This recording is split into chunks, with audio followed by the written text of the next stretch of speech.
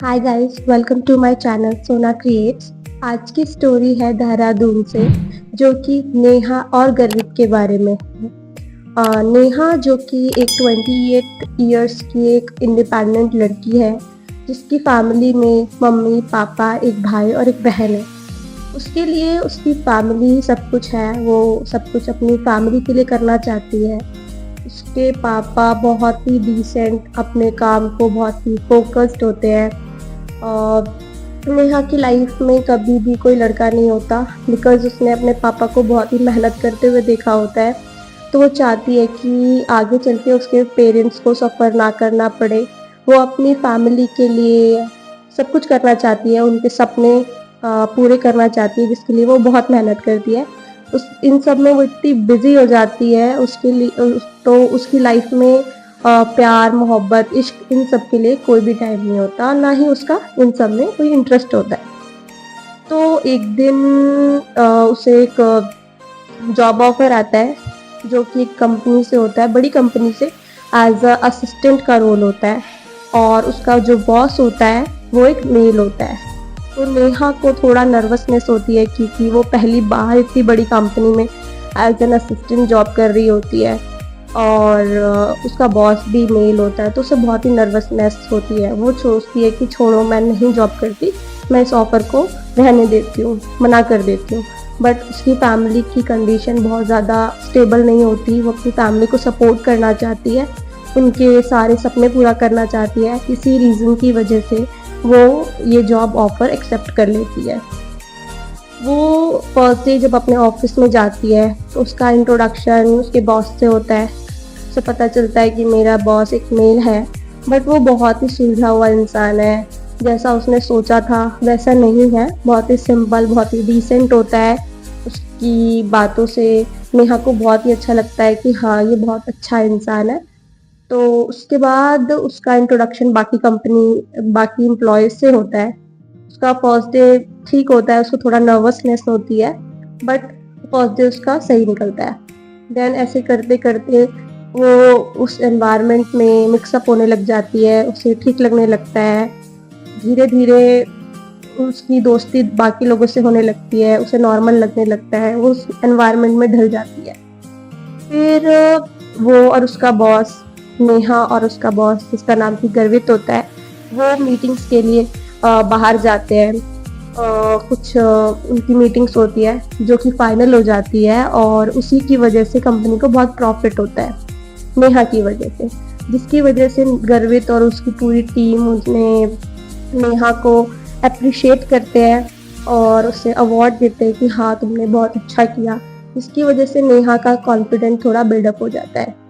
ऐसे करते-करते नेहा और गर्वित बार-बार मीटिंग्स के लिए बाहर जाते हैं। उन दोनों के बीच में एक फ्रेंडशिप बिल्डअप हो जाती है। नेहा को गर्वित की आदतें बहुत पसंद आती है, उसका दुनिया को देखने का नज़रिया, टीममेट्स को लेके रिस्पेक्ट और बहुत ही पोलाइट नेचर देख के उसे नेहा को गर्वित की तरफ थोड़ा अट्रैक्शन हो जाता है। उसे वो बहुत पसंद आता है एज़ अ फ्रेंड। वो, क्योंकि उसकी लाइफ में कभी भी कोई फ्रेंड नहीं होता, वो बहुत ही इंट्रोवर्ट टाइप की लड़की होती है। उसका ना ही कोई फीमेल फ्रेंड होती है और ना ही कोई मेल फ्रेंड होता है। ये उसका फर्स्ट टाइम वो गर्वित को अपना एक फ्रेंड मानती है। दोनों एक दूसरे को एज अ फ्रेंड मानते हैं। फिर कुछ टाइम निकल जाता है ऐसे ही मीटिंग्स वगैरह में बिजी रह के, एक दूसरे की आदतें जान के। फिर कुछ टाइम बाद उन्हें पता चलता है कि हाँ, दोनों को एक दूसरे के लिए कुछ फीलिंग्स हैं, बट दोनों ही उसे नहीं बताते, क्योंकि जो गर्वित होता है उसकी एज काफ़ी कम होती है, उसकी एज डिफरेंस होती है, और वो 23 ईयर्स का होता है, और नेहा जो है वो 30 ईयर्स की होती है। तो एज डिफरेंस की वजह से और फैमिली कल्चर डिफरेंस की वजह से वो एक दूसरे को कुछ नहीं बताते। ऐसे चलता रहता है। उसके बाद एक दिन सडनली गर्वित की फैमिली को पता चलता है कि गर्वित अपने एक ऑफिस में एक लड़की है जो कि उससे काफ़ी बड़ी है एज में, उसके प्रति आकर्षित हो रहा है, उससे वो पसंद आती है। जिसकी वजह से उसकी फैमिली उसे मना करती है कि तुम नेहा से दूर रहो। तुम दोनों का कोई फ्यूचर नहीं है और उससे ज़्यादा बात मत करो।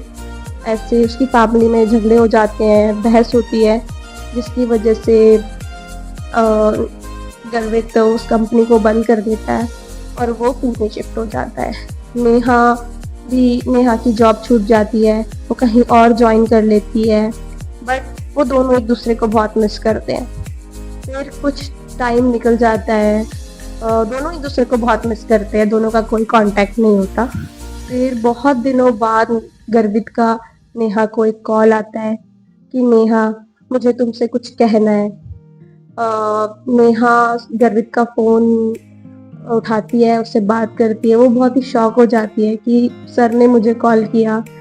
तो दोनों साइलेंस होते हैं, कुछ नहीं बोलते। फिर गर्वित बोलता है कि मुझे तुम बहुत पसंद थी, मुझे तुमसे कुछ कहना है कि मुझे तुम बहुत पसंद हो। नेहा भी बोलती है कि हाँ, मुझे भी तुम बहुत पसंद थी, बट हमारा फ्यूचर साथ में नहीं हो सकता शायद। तो गर्वित बोलता है हाँ, हम दोनों का कोई फ्यूचर नहीं है और आज शायद हम ये लास्ट बार बात कर रहे हैं। आगे से हम दोनों कभी भी एक दूसरे से बात नहीं करेंगे और शायद हम दोनों का अलग अलग जाना ही अच्छा होगा, सही होगा हमारे फ्यूचर के लिए। हम दोनों का फ्यूचर साथ में नहीं है। सो कुछ लव स्टोरीज अधूरी रह जाए, यही काफ़ी है, यही सही है। So goodbye and best of luck for your future. दोनों एक दूसरे को बेस्ट ऑफ लक बोलते हैं और दोनों अपनी अपनी लाइफ में बिजी हो जाते हैं। होप आपको ये स्टोरी अच्छी लगी होगी। अगर ये वीडियो आपको पसंद आई और ये स्टोरी आपको अच्छी लगी, so please kindly like and share my channel. और अगर आप चाहते हैं कि हम आपकी स्टोरी हमारे चैनल पे दिखाएं, तो आप डिस्क्रिप्शन में दी हुई मेल आईडी पर अपनी स्टोरी भेज सकते हैं। Thank you for watching.